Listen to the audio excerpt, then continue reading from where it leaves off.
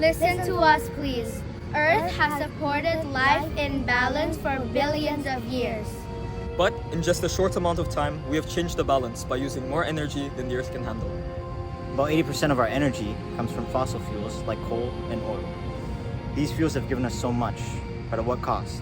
Rising temperatures, melting ice caps, and polluted air are all a reminder that our choices matter. During our next DSJ Green Week, early January, we will explore where energy comes from, how we use it, and what we can do to change.